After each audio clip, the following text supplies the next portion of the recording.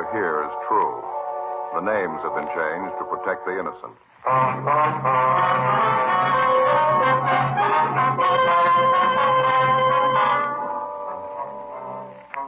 You're a detective sergeant. You're assigned to homicide detail. A 22-year-old girl has been abducted. Her family receives an anonymous message. The abductor demands $30,000 for the safe return of the girl. Your job? Get him.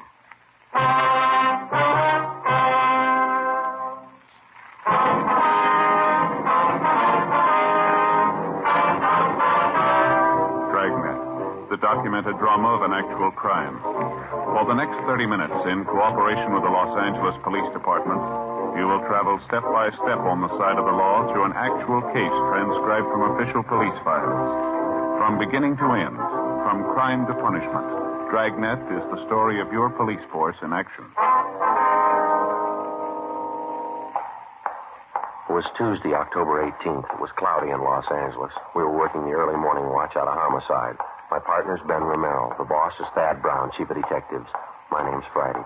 I was on the way back from the stats office, and it was 3:26 a.m. when I got to room 42. Homicide. Hi, Brian. Hi. Got those mug shots you wanted, Joe. Here you go. Oh, thank you. The captain leave yet? Yeah, waiting for me in the garage. You call back? I'm going to right now, yeah. Okay. I guess I better hustle it. See you out there, huh? Right, Brian.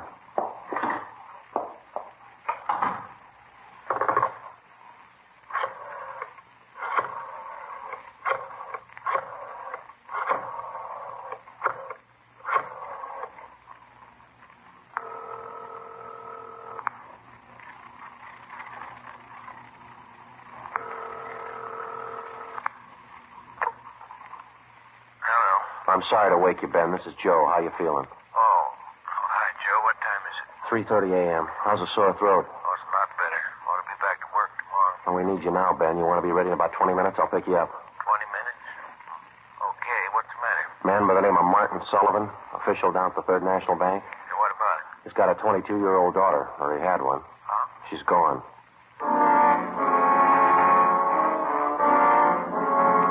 Less than 14 hours before, at 1 o'clock the previous afternoon, Judith Sullivan was last seen driving off in a car with a man who'd represented himself as a friend of her father's.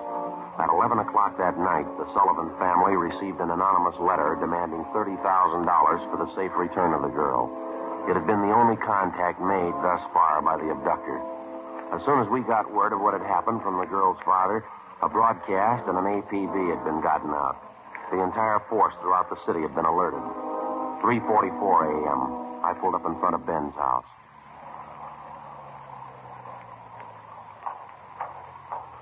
Good morning. Hi. You made good time. Where are we headed? The Sullivan home out on Castro Boulevard. Thad Brown's out there now with Brian. Any leads to go on? No, not so far. The girl disappeared a little before 1 o'clock yesterday afternoon. Note from the abductor came through last night. They're asking $30,000. Oh, I don't get it. Sullivan hasn't got that kind of money. Yeah, I know that. Poor guy's almost out of his mind. Mrs. Sullivan, too, they're all broken up. Fill me in. How'd it happen? Well, the girl was taken from a business school that she goes to. Man had her called out of class. He told her father was sick. Said he was a friend of the family. How about the teachers? What was their story? Well, they said the girl didn't want to go with the man at first, but he finally talked her into it, kept telling her father was dying. Yeah, lousy thing. Did he use the car? Yeah, blue sedan, that's all we know. Witnesses didn't get the make or the license number. Any description on the man? Yeah, they say about 5 feet 9, 160, brown suit and dark hair. Is that all? That's it.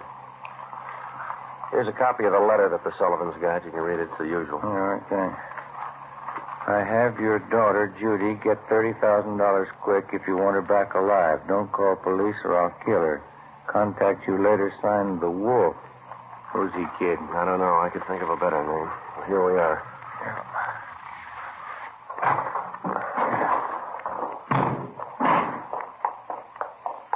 Who's got the original note, Joe? The crime lab. They're checking it for prints and handwriting. Yeah.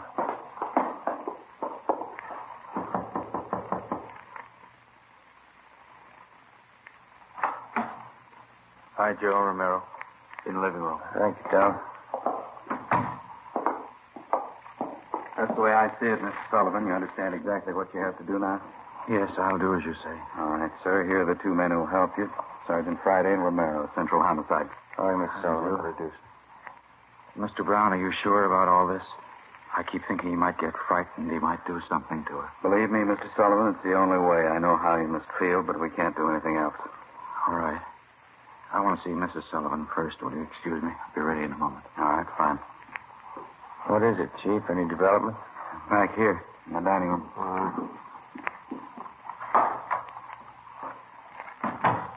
Yeah? That's it on the table. Second note from the guy. When did it come? Half an hour ago. The guy had it delivered by a special messenger, used a plain envelope. Messenger kid didn't know anything about it, doesn't remember what the guy looked like. Let's see, Joe. Yeah, I'll read it. It says, meet me in Elysian Park, 5 o'clock this morning near Balkan Drive. Come alone, bring 30,000. We'll return girl. Don't tell the cops. I'll kill her if you do. It's the same signature, Wolf. Not much time, Chief. It's 4 a.m. now. I know. What we'll have to do as he says. There's no other way. Sullivan's going out there alone, is he? You're going with him, you and Romero.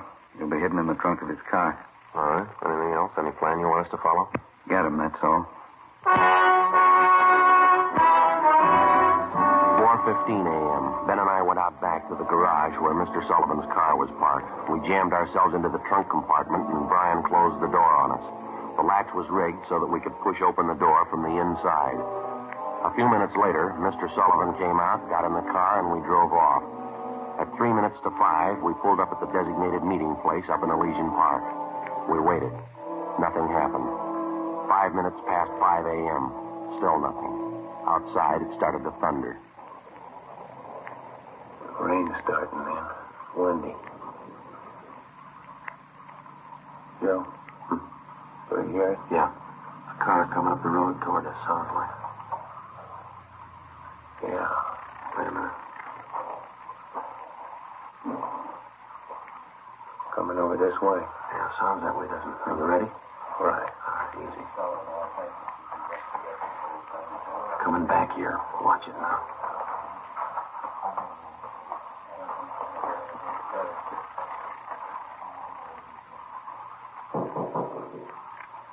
Friday?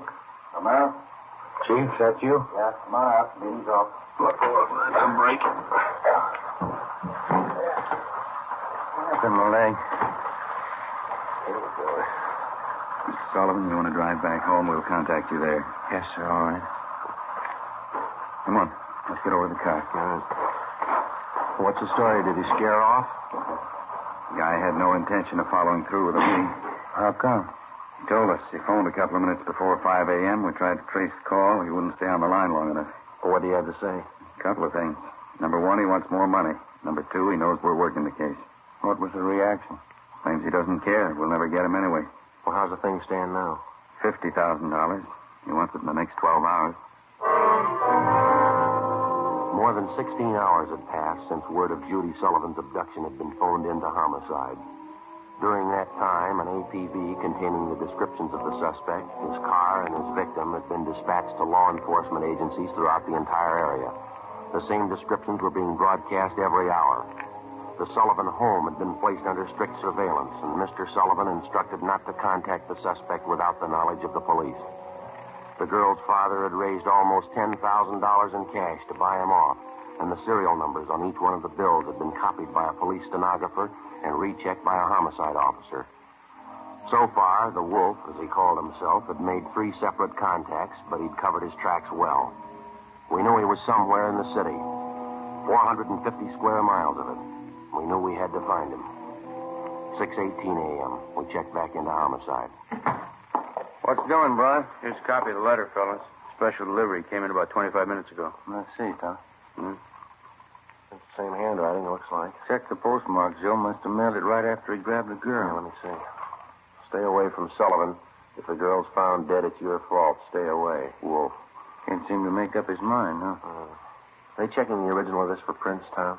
Yeah, no word yet. How about that second note? Anything on that? Uh-huh. Stahl lifted a couple of prints running them through R&I. So who's watching Sullivan House now? Gomez and Thaxter. Chief's out there, too. He's still afraid the girl's father will try to make a deal with the guy. He tried it yet? No, not yet. Well, you couldn't blame him if he did. He's worried sick. I got it. Homicide, Romero. Here, I try. How do you spell it? Okay, right. Yeah, thanks a lot. Record Bureau. Those 2 prints Stahl lifted from the letter, run them through the single print file. Any luck? They got to make. The fingerprint that was lifted from the suspect's letter was identified as belonging to a Donald Alfred Kiefer, WMA, age 29, 5 feet 8 inches, 170 pounds, brown eyes, dark brown hair. He had one previous arrest for forgery in Los Angeles 10 months before. At the time of his arrest, Kiefer's occupation was listed as bank clerk at the Third National Bank. Well, I went down the hall to the Record Bureau to pull the crime report. Brian checked by latent prints to see if they'd gotten anything off the last note from the suspect. Ben went to check with Don Meyer in handwriting. 7:23 a.m. Chief Thad Brown got back to the office. I showed him Kiefer's crime report. All right, what's the rundown on it? Well, at the time Kiefer pulled the forgery job at the bank, Mr. Sullivan was one of the vice presidents. He was the one that preferred charges against Kiefer, and he saw that he was prosecuted. Uh-huh. Where's this Kiefer now? Well, let me check that. He was placed on probation on May 16th this year. He returned to his home in Omaha, Nebraska. That's 1380 Mackinac Avenue. You call Omaha? I got the call in now. Ben took an exemplar of Kiefer's handwriting from the package. Don Meyer's going over it now. Chief, Hi. What about that last note? I've got the report right here. How's it look? Well, Stahl lifted some prints off it, brought them out with the iodine fume gun. They match with the first. There's something else. What's that? They examined the paper for watermarks and texture. Both notes are written on the same paper. Impressions show both pieces of paper from the same tablet. Mm-hmm. Check the density of the carbon in the pencil he used. Both specimens match. Same pencil. Joe. Oh, hi, Skipper. Hi. Did you catch up with Don Meyer, Ben? Yeah, he went over the handwriting. Looks pretty good. What's the word? It's as close as you can get. Here are the 2 exemplars. Mm-hmm. Francis crosses, double loops is L, open A's, pressure on the downstroke. Donald Kiefer, the wolf, same handwriting. By noontime, Donald Kiefer's description had been broadcast throughout the entire area. Bulletins were dispatched to all departments, and a supplementary APB was gotten out. Special details were stationed at every post office in the city to watch for notes from the suspect that might come through the mail. The bus depots, railroad terminals, the airports, and all main roads leading out of the city were kept under strict surveillance. The entire Los Angeles area was broken down into single square-mile districts, and a house-to-house canvass was started. A squad of men were assigned to cover each square mile. Outlying towns and cities were requested to do the same. By 4 o'clock that afternoon, one of the greatest dragnet operations in the history of the city was underway. We were sure Donald Kiefer was somewhere inside. 5:12 p.m. We got the call back from the Omaha police. That so? Mm-hmm. Again, please. What was that? 6 X-ray 419 Nebraska plate. Right. Fine, Lieutenant. Thanks. Bye. They made the car? That and a lot more. The Omaha cops are looking for Kiefer, too. They want him for a robbery there 2 months ago. Uh-huh. He used a stolen blue sedan in the robbery. 1939 model, Nebraska plate, 6 X-ray 419. What about his family and friends? Have they been checked? Yeah, they say Kiefer left Omaha about 6 weeks ago. I don't know where he was headed. We better get that car description to communications, huh? APB and a radiogram? Yeah, right. Friday, Romero? Yeah. What are you tied up with? Just got a call back from Omaha. Make on Kiefer in the car. Give it to me. You 2 get out to Sullivan House fast as you can. See Harris out there. Okay, what happened? Mr. Sullivan, he's disappeared.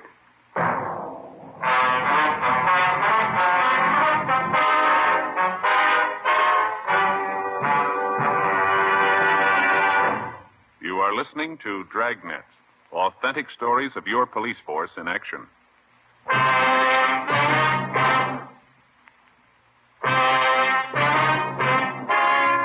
Wednesday, October 19th, 5:48 p.m. Ben and I drove out to the Sullivan home, where we checked with Bert Harris, the man who'd been assigned to watch Mr. Sullivan. He told us that at about 3 o'clock that afternoon, the father of the missing girl had a phone call. He said he had to go down to the bank, and Harris went with him. While they were at the bank, Mr. Sullivan succeeded in decoying Harris with a fake telephone call. While Harris was answering the call, Sullivan disappeared. Did Mr. Sullivan get any more money while he was at the bank, Bert? Yeah, $5,000. Did you get the serial numbers off the bills? Uh-huh. Shouldn't have let him get out of my sight. Forget it. Right now, we got to find out where he's gone to meet Kiefer. Did you talk to Mrs. Sullivan about it, Bert? Yeah, says she doesn't know anything about it. Where's she now? Back in the sitting room, lying down. Well, let's try her again, huh? She might be able to help. Okay, it's back this way. What time you got, Joe? It's 5 minutes past 6. I get it. How's that? Yeah, where are you? Huh? Oh, well, where are you? Where are you? All right, we'll be right out. Yeah? Mr. Sullivan, he met with Kiefer out in Laurel Canyon. Did he get his daughter back? Yeah, he did. Wrapped in newspaper. All units in the area were notified immediately that a contact had been made with the suspect, Donald Kiefer. We got in the car and we drove out to Laurel Canyon. The entire area had been blocked off. We found Martin Sullivan standing in the middle of the road at the end of East Winding Way. 500 feet down the hill was a private residence where Sullivan had telephoned us, the only building in the immediate vicinity. A few yards beyond the point where East Winding Way ended, back in a clump of tall grass, we found the body of 22-year-old Judy Sullivan. We notified the crime lab, Chief Thad Brown, and the coroner. Despite the severe emotional shock, Mr. Sullivan told us the story. He said Judy was all right. I believed him. I wanted her back. Judy. I tricked the officer, the one watching me. Kiefer said to come alone, no police. Did you see his car, Mr. Sullivan? I wanted her back. I wanted Judy back. I did as he said. I drove out here at 6 o'clock. I waited. I put the money on the front seat, like he said. Did he get the money, sir? And then I got out. I left the parking lights on. I stood up there by the end of the road, and I waited. And then he drove up. He took the money. And then he came up to me. He had a gun. I wanted Judy back. He had a gun. Did you see his car? He said she was up there. Beyond the road, she was tied to a tree, he said. I wanted her back. Now, look, Mr. Sullivan, did you see his car? I went to look for Judy. He drove away. She wasn't there by the tree. I couldn't find her. No, way back. I saw the money on the way. Yes, sir. Oh, Lord, let me find him. Oh, Lord, let me kill him.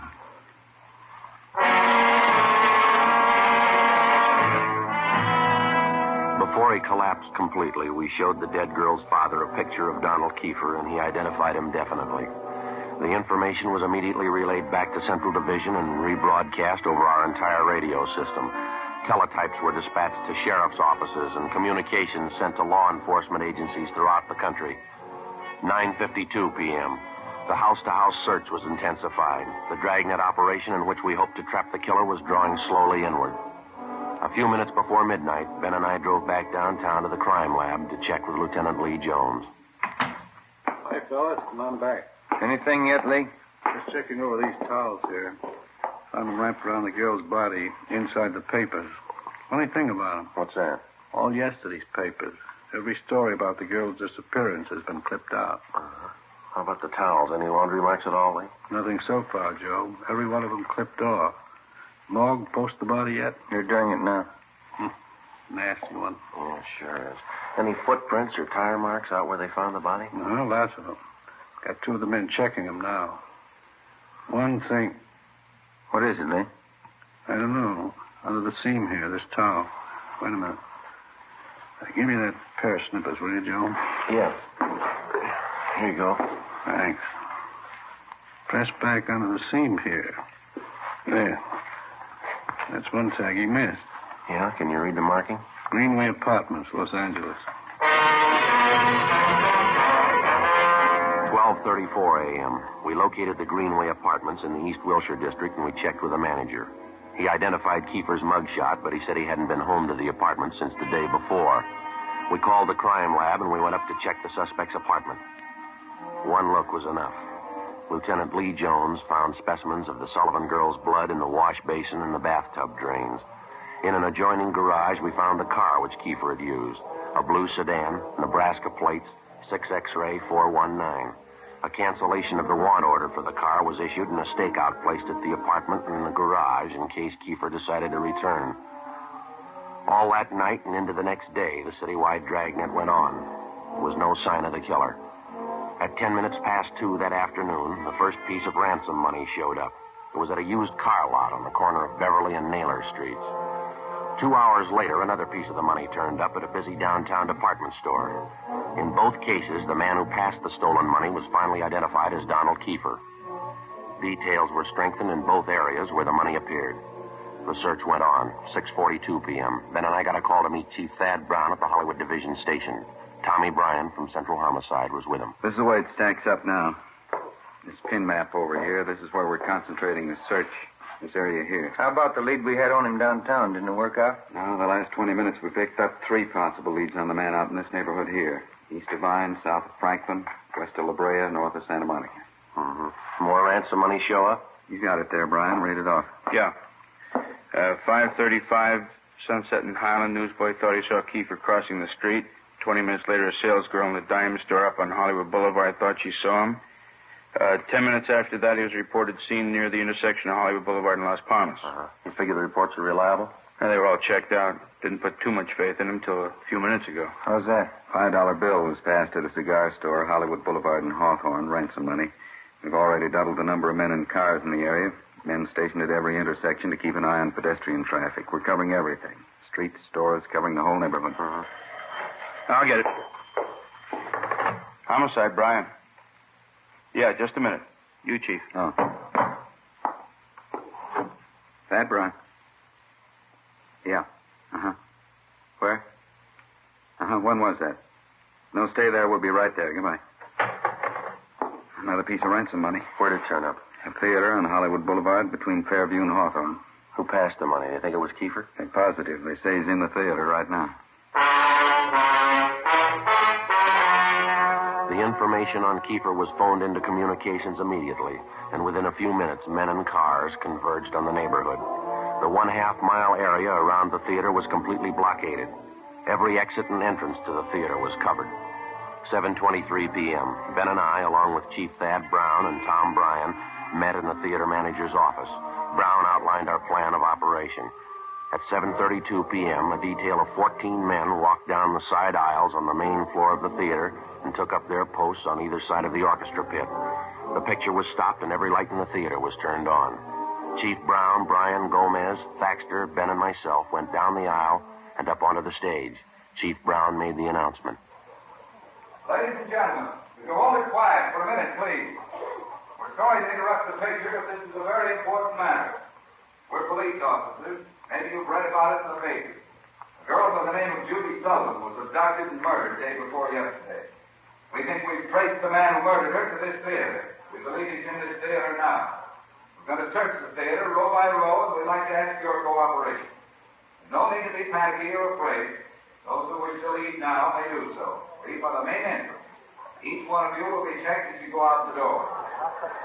For the benefit of the man we're looking for, don't try to escape. Every exit is covered. The entire area is blockaded. Don't place any more lives in jeopardy. All right, now... Hey, right there! There he goes! There! Outside exit! Come on, Ben. Going, right down the alley, heading to the basement. Backstage, Joe. We can make it from here. All right, come on. Through here. Yep. Down here. Right with you. In here.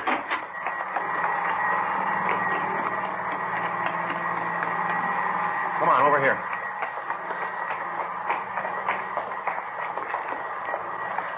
Air conditioning unit for the theater. Yeah.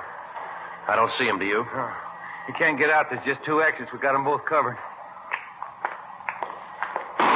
Look out, Ben. There he is. All right, keeper, hold it. Don't shoot, All right, throw your gun over here. Come on, throw it out. Okay, I got it. You got it, don't shoot. All right, let's take him. Yeah. All right. Okay, you got my gun. I didn't mean to shoot at you. You forced me to. Put the cuffs on him, Ben. Yeah, right. Get your hands off of me. All right, Keeper. Got the same for you, too. All right, now hold it. All right, Ben, you all right? Yeah. All right, try the cuffs on him now, huh? Yeah, huh? Got him, huh? Yeah. It's a rough one. Hey, it's starting to rain again. It's really pouring out there. Yeah? Guess we better get him out the car, huh? What's the hurry? How do you mean? Why spoil a good rain?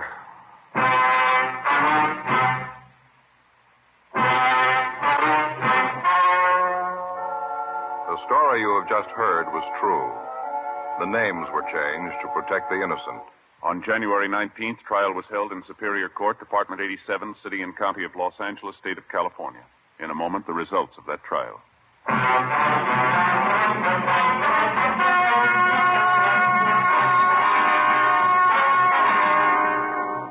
Donald Alfred Kiefer was tried and convicted of murder in the first degree, and on the recommendation of the jury, he received the death penalty. He was executed in the lethal gas chamber at the State Penitentiary, San Quentin, California.